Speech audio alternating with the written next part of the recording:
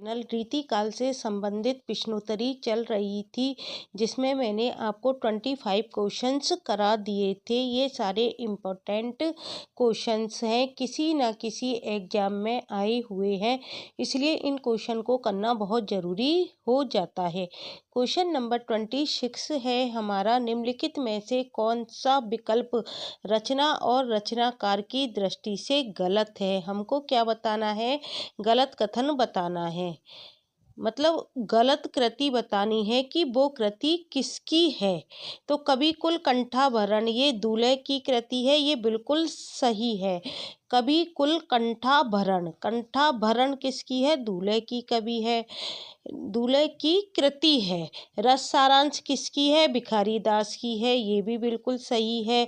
रस रहस्य किसकी है, कुलपति मिश्र की, ये भी सही है। लेकिन श्रृंगार सागर ये आलम की नहीं है, तो हमारा क्या हो जाएगा, ऑप्शन गलत, फोर्थ हो जाएगा। श्रृंगार सागर आलम की नहीं है, बल्कि किसकी है, ये मोहनलाल मिश्र की रचना है। किसकी रचना है, श्रृंगार सागर मोहनलाल मिश्र की रचना है। अगला क्वेश्चन 27 देखो क्या है, निम्नलिखित में से कौन सा कवि रीति मुक्त काव्य धारा का नहीं है। क्या क्वेश्चन पूछा गया है, रीति मुक्त काव्य धारा का नहीं है। इस क्वेश्चन को पढ़ने से हमारी क्या समझ विकसित हुई, हमको क्या जानकारी होनी चाहिए कि रीति मुक्त कवियों के अंतर्गत कौन कौन आते हैं, रीतिबद्ध कवियों के अंतर्गत कौन कौन आते हैं, और रीति सिद्ध कवियों के अंतर्गत कौन कौन आते हैं। ये जानकारी एग्जामिनर हमसे अपेक्षा रखता है। तो रीति मुक्त काव्य धारा का कवि कौन नहीं है, तो देखो ठाकुर है, बोधा है, आलम है, लेकिन भिखारी दास किसके कवि नहीं है, रीति मुक्त काव्य धारा के कवि नहीं है।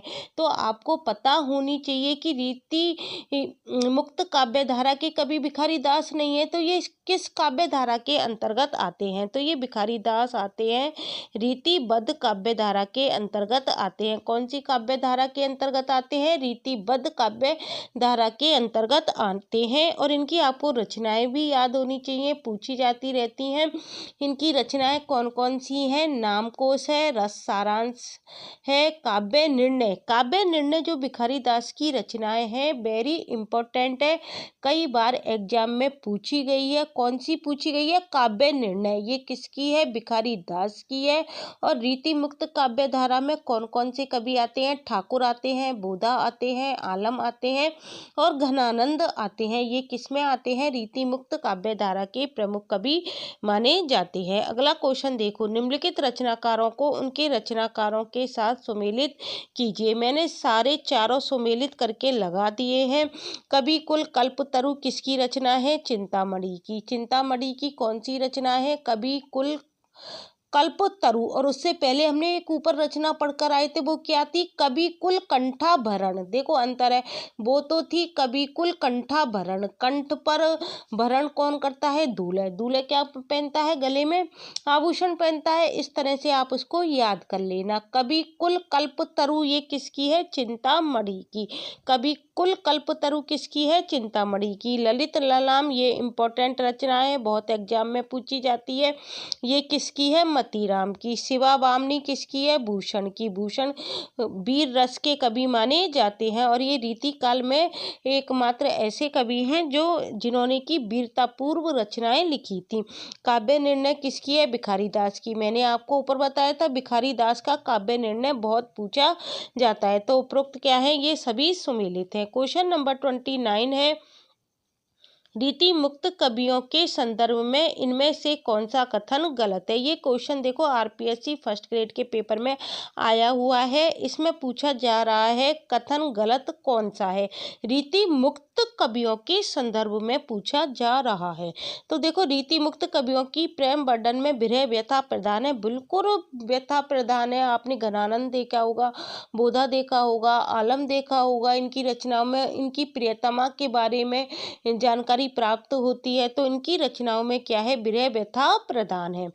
फिर है रीति मुक्त कवियों ने प्राचीन काव्य परंपरा को बड़ी गहराई से ग्रहण किया है। ये ही गलत है, क्योंकि इन्होंने प्राचीन काव्य परंपरा को गहराई से ग्रहण नहीं किया है, बल्कि इनके काव्य में हमको प्रेम की पीर दिखाई देती है। इन्होंने अपनी प्रेमिका के वियोग में क्या करा है, काव्य सर्जन किया है। तो रीति मुक्त कवियों में रीतिबद्ध कवियों जैसी इंद्रिय भावना नहीं है। बिल्कुल सही है, रीतिबद्ध कवियों की इंद्रिय भावना अलग थी और रीति मुक्त कवियों की अलग थी। तो इस प्रकार हम क्या कह सकते हैं कि रीति मुक्त कवियों में रीतिबद्ध कवियों जैसी इंद्रिय भावना नहीं है। रीति मुक्त काव्य में कवियों की प्रेम अनुभूति को आत्माभिव्यक्ति की शैली में स्थान प्राप्त हुआ है। बिल्कुल आत्माभिव्यक्ति की शैली में स्थान प्राप्त हुआ है।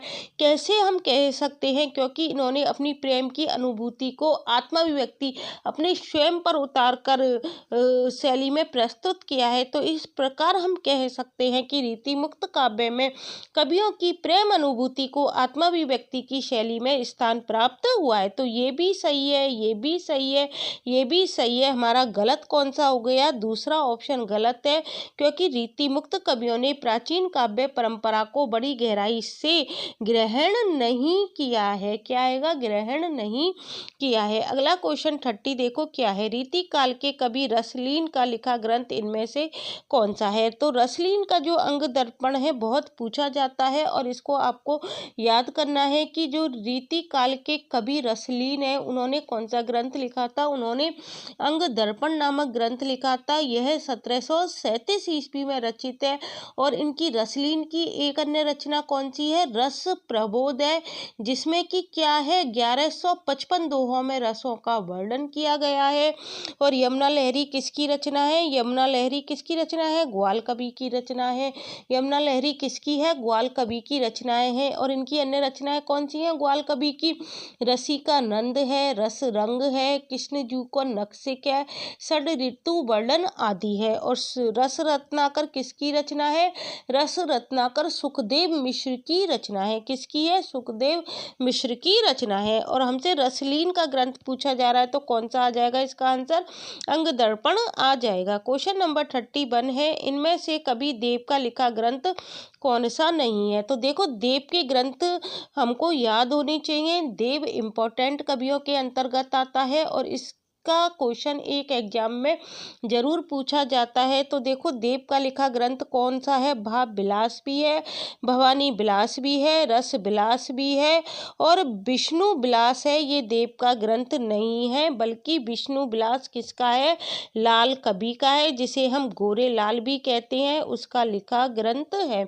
विष्णु विलास किसका लिखा ग्रंथ है, लाल कवि का, जिसे हम क्या कहते हैं, गोरे लाल भी कहते हैं, उसका लिखा ग्रंथ है। अगला क्वेश्चन देखो क्या है, निम्नलिखित कवियों में से ओरछा नरेश के दरबारी कवि, मंत्र गुरु और मंत्री कौन थे। निम्नलिखित ये 4 कवि दे रखे हैं हमको, इनमें से हमको बताना है कि ओरछा नरेश के दरबारी कवि कौन थे, मंत्र गुरु कौन थे और मंत्री कौन थे। तो वो कौन थे, केशव दास थे। कौन थे, केशव दास थे। देव नहीं थे, चिंतामणि नहीं थे और भूषण नहीं थे। कौन थे वो, केशव दास थे। क्वेश्चन नंबर 33 है, निम्नलिखित ग्रंथ में से कौन सा ग्रंथ केशव रचित नहीं है। हमको केशव रचित कौन सा ग्रंथ नहीं है ये बताना है। देखो विज्ञान गीता किसकी है, विज्ञान गीता किसकी है, केशव दास की है। जागीर जस चंद्रिका किसकी है, केशव दास की है। और छंदमाला किसकी है, केशव दास की है। लेकिन भाषा भूषण किसकी है, केशव रचित नहीं है। ये किसकी है, भाषा भूषण बहुत पूछी जाती है एग्जाम में, ये जसवंत सिंह की है। किसकी है, जसवंत सिंह की है। जबकि केशव दास की कौन सी है, विज्ञान गीता है, जागीर जस चंद्रिका है और छंदमाल है। ये किसकी है, केशव दास द्वारा रचित रचनाएं हैं। लेकिन भाषा भूषण किसकी है, जसवंत सिंह की है। इसका ये आंसर हो जाएगा। ये जो क्वेश्चन आया था ये 2018 के पेपर में आया हुआ है, आरपीएससी फर्स्ट ग्रेड के। क्वेश्चन नंबर 34 देखो कौन सा है, इश्कनामा किसका काव्य है। आपको बताना है इश्कनामा किसका काव्य है, बोधा का है, घनानंद का है, भूषण का है या केशव दास का है? तो इश्क नामा किसका है? बोधा का है। घनानंद का नहीं है, भूषण का नहीं है और केशव दास का नहीं है। घनानंद की रचना का क्या नाम है? इश्क लता। कौन सी है घनानंद की? इश्क लता। और भूषण की कौन सी है? छत्रसाल दशक है। और केशव दास की कौन सी है? रसिक प्रिया है, विज्ञान गीता है। ये किसकी रचना है? केशव दास की है। ये जो क्वेश्चन आया हुआ है ये हरियाणा असिस्टेंट प्रोफेसर भर्ती परीक्षा 2017 में आया हुआ है। मैं जितने भी मेरे चैनल पर क्वेश्चंस कराती हूँ वो सारे प्रीवियस ईयर क्वेश्चंस होते हैं। उनमें से हमारी समझ विकसित होती है किस तरह के क्वेश्चन एग्जामिनर पूछ सकता है और इनके चारों ऑप्शन हमको हल करने चाहिए। इन्हीं में से क्वेश्चन घूम फिर कर बनते रहते हैं। क्वेश्चन नंबर 35 देखो, निम्नलिखित में से कौन सा ग्रंथ चिंतामणि का नहीं है? हमको बताना है निम्नलिखित में से कौन सा ग्रंथ क्या है? चिंतामणि का नहीं है। तो देखो, काव्य विवेक किसका है? चिंतामणि का है। कविकुल कल्पतरु हम पढ़कर आए हैं, ये भी चिंतामणि का है। काव्य प्रकाश किसका है? चिंतामणि का है। लेकिन कवि प्रिया क्या है? चिंतामणि का नहीं है। कवि प्रिया ग्रंथ किसका नहीं है? आचार्य चिंतामणि का नहीं है। कवि प्रिया किसकी है? रीतिकालीन कवि केशव दास की कृति है। किसकी है? केशव दास की कृति है। केशव दास की कृति और कौन कौन सी है? रसिक प्रिया है, नखशिख है, छंदमाल है, रामचंद्रिका जिसे छंदों का अजायब घर कहते हैं, वीर सिंह देव चरित है, रतन बामनी है, विज्ञान गीता है, जहांगीर जस चंद्रिका आदि है। और चिंतामणि द्वारा रचित कृति कौन सी है? काव्य विवेक है, कवि कवि कुल कल्पतरु है, रस विलास है, काव्य विवेक भी है और काव्य प्रकाश भी है, श्रृंगार मंजरी और छंद विचार आदि किसकी है? चिंतामणि की हैं। तो आज गाइस मैंने आपको टोटल 10 क्वेश्चंस कराए हैं और इनकी व्याख्या सहित आपको हल कराए हैं और आपको बताया है कि किस तरह के एग्जाम में क्वेश्चंस पूछे जाते हैं। आगे भी मेरी इसी तरह से प्रश्नोत्तरी चलती रहेगी। रीतिकाल को हम शीघ्र समाप्त करेंगे, फिर हमारा कदम आधुनिक काल की ओर अग्रसर होगा। मेरे चैनल पर आपको आदिकाल से संबंधित संपूर्ण प्रश्नोत्तरी मिल जाएगी। जितने भी इम्पोर्टेंट क्वेश्चंस हैं मैंने उनकी प्लेलिस्ट बना रखी है आरपीएससी फर्स्ट ग्रेड के नाम से। सारे आदिकालीन इम्पोर्टेंट क्वेश्चंस आपको वहां से प्राप्त हो जाएंगे। इसके अलावा भक्तिकाल संपूर्ण हो चुका है, उसकी प्रश्नोत्तरी मैंने पूरी तरह से करा दी है, उसकी भी प्लेलिस्ट बनी हुई है। भक्तिकाल की वो सारे क्वेश्चन आप जरूर देख लेना, वो सारे भी इम्पोर्टेंट क्वेश्चन है। फिर हमारा रीतिकाल चल रहा है, रीतिकाल को भी हम शीघ्र समाप्त करेंगे। उसके बाद हम आधुनिक काल की ओर अग्रसर होंगे। फिर आधुनिक काल के सारे क्वेश्चनों को समझते हुए, अपनी समझ विकसित करते हुए उन क्वेश्चनों पर अपनी कमांड स्थापित करेंगे। यदि आपको मेरी वीडियो अच्छी लगती है तो इसे अन्य लोगों के लिए शेयर करना मत भूलना। Thank you guys.